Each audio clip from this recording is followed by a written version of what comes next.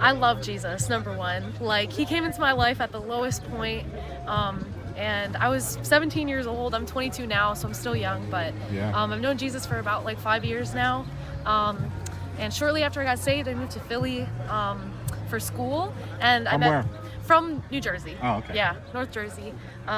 And I grew up pretty sheltered. Didn't really, do anything like this. Literally nothing that could even compare. I mean, I used to help out at food pantries. I was in the Girl Scouts, stuff like that. But as soon as I moved to Philly, I actually met Pastor David and Cherie like right away. Yeah, it was totally a God thing. And I remember going out on my first outreach ever. It was nothing like this that we've got going on now with the food truck and everything, but back then we just made sandwiches in their kitchen and brought them out and just started walking around Kensington, handing them out. We had a small little table with iced tea and coffee. And I just remember feeling no fear, no fear. It was just the Lord. It was totally His protection. And I knew in that moment almost, I guess my subconscious knew.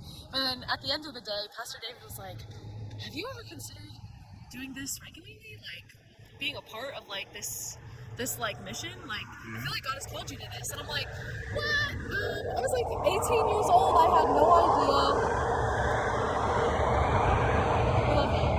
I had no idea what it even meant to be called by God.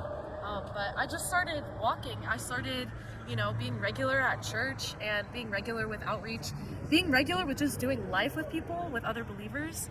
And Jesus just, man, has grown me so much through all of that. And so I'm actually full-time staff now. Wow, I with didn't the know Dream that. Center. Yeah, that's a new thing. Oh, yeah? Yeah, I just, made the decision to go into full-time ministry because I knew that God has been calling me to that for years. That's wonderful. Yeah, and finally, I just said, okay, God, no more distractions, no more boundaries, no more barriers. I'm just gonna let you do with what you want with my life.